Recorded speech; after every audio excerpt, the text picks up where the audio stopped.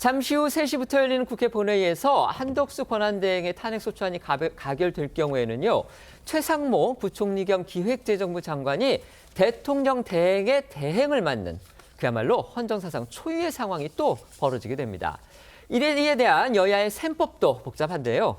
거대 의석을 무기로 강공을 펼치고 있는 야당에서는요.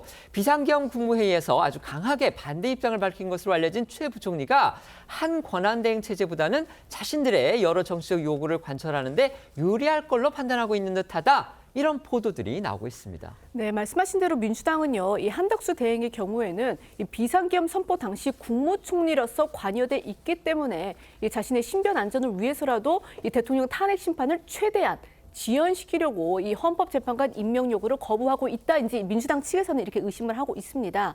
반면에 민주당은요, 이 최상목 부총리에 대해서는 최 부총리가 이 비상계엄 선포 전 국무회의에서 가장 강하게 반대한 것으로 알려진 데다가 또 민주당을 중심으로 통과한 이 감액 예산안의 집행 의지도 보인 점, 이걸 이제 높게 평가하고 있는 것으로 전해졌습니다. 다시 말해서 민주당은 최상목 대행이라면 쌍특검법의 공포, 또 헌법재판관의 임명 같은 이 민주당의 정치적 요구 거부하지 않을 것이다. 이렇게 기대하고 있다는 겁니다. 네, 하지만 이런 야당의 셈법과는 별개로 이 정치권 안팎에서는요. 대행의 대행 체제가 될 경우 당분간 국정 혼란이 이어질 거다라는 우려들이 나오고 있는데요. 물론 이제 아직 확정된 것은 아니지만 이 최 부총리의 공식 직위명이요. 거의 30자에 달합니다. 대통령 권한대행 겸 국무총리 권한대행 겸 부총리 겸 기획재정부 장관.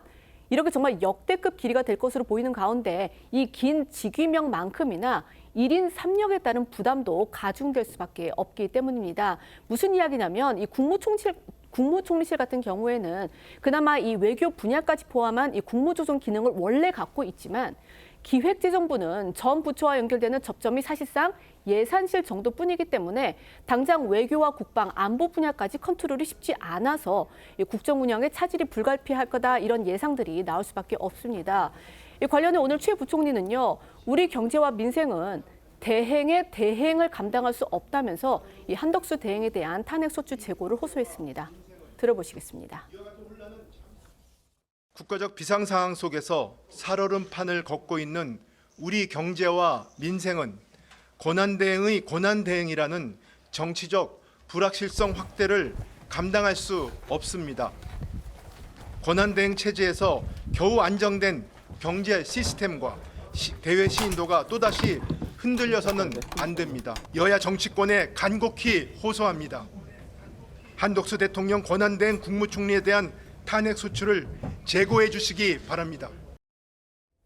하지만 민주당의 탄핵 시기에는 계속해서 흐르고 있습니다. 벌써부터 한대행 탄핵안 가결을 전제로 해서 최상목 부총리를 아주 강하게 압박하는 모양새입니다. 네, 민주당 지도부는 한대행의 뒤를 이을 것으로 예상되는 최상목 경제부총리를 향해서 승계 즉시 헌법재판관을 임명하고 상설특검 추천 의뢰를 진행하라고 으름장을 넣습니다. 박찬대 원내대표는 최 부총리가 경제 수장인 점을 지적하면서 이런 야당의 요구를 지연하거나 거부하는 건 내란을 지속시켜 경제를 박살내겠다는 뜻이라고 주장했는데 박 원내대표의 발언을 들어보시죠.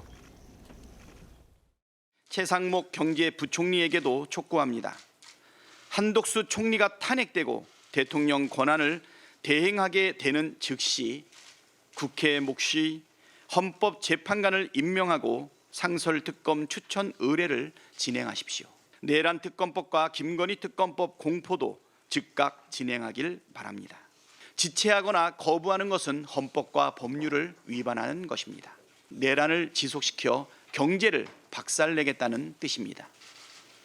경제부총리이니 왜 그런지 그 이유를 잘 아실 겁니다.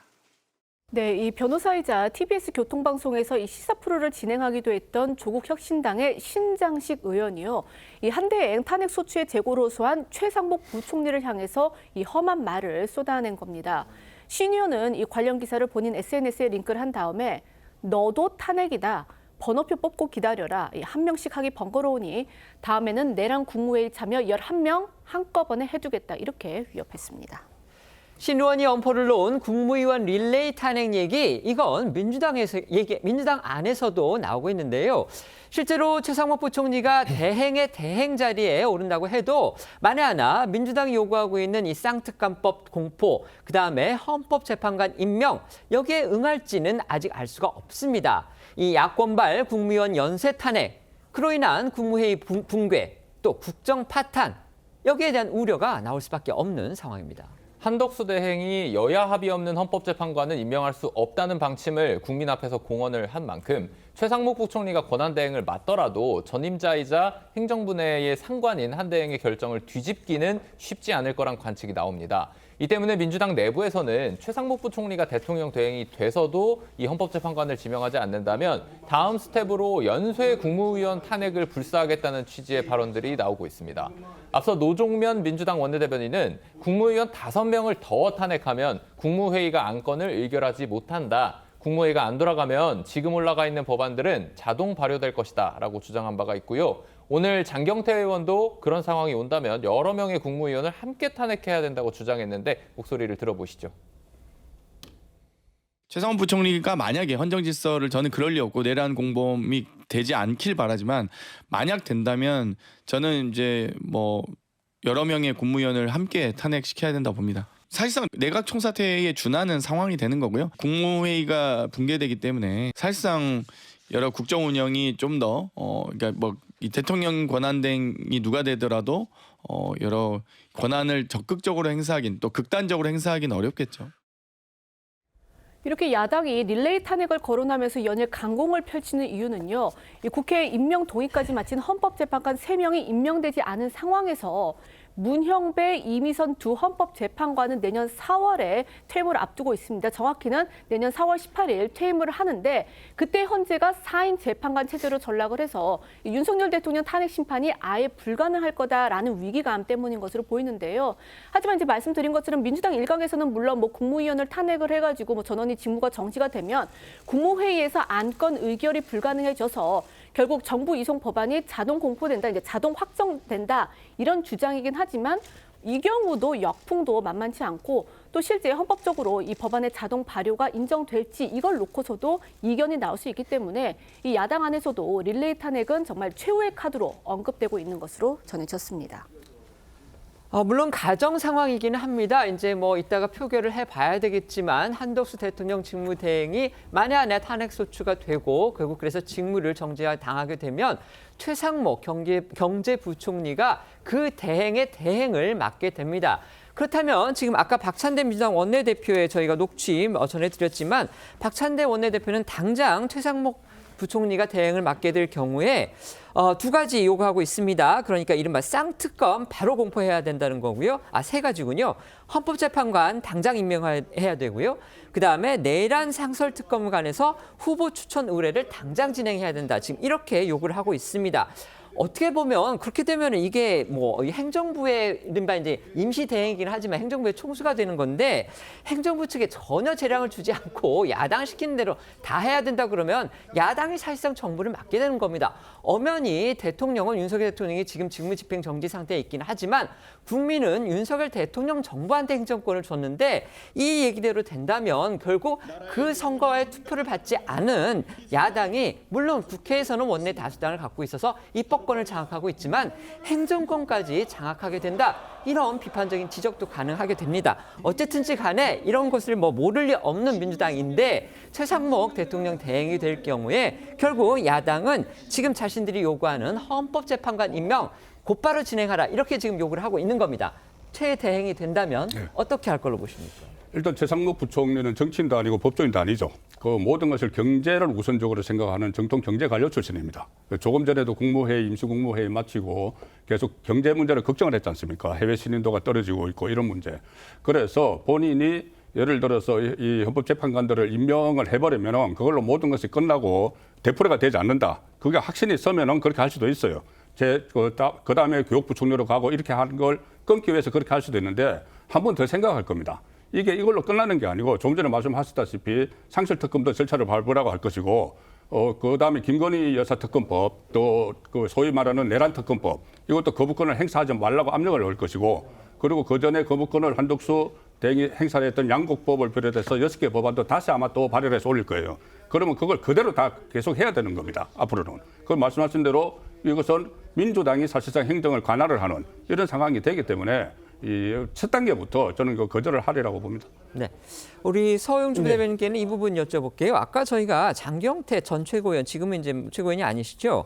장경태 의원이 이렇게 얘기를 했습니다. 사실상 내각 총사퇴에 준하는 상황이 된다. 결국 이제 여러 명의 국무위원을 함께 탄핵시켜야 된다. 그 전제는 물론 최상목 부총리가 이제 민주당이 요구하는 그런 조치들을 취하지 않을 경우를 전제로 하는 거긴 하지만 여러 명의 국무위원을 함께 탄핵시켜야 된다고 본다. 사실상 내각 총사퇴에 준하는 상황이 되는 거다. 국무회의가 붕괴된다. 사실상 여러 국정 운영이 뭐 어쩌고 이렇게 얘기를 합니다.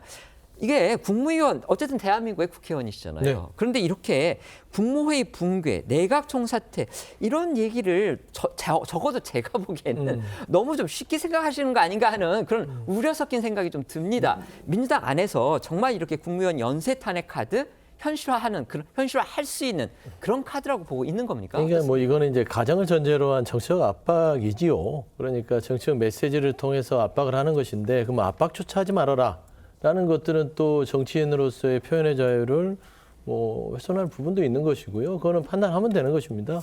대한민국 아직도 입법, 사법, 행정이라는 상권 분립에 있어서 민주주의 시스템이 무너지지 않고요.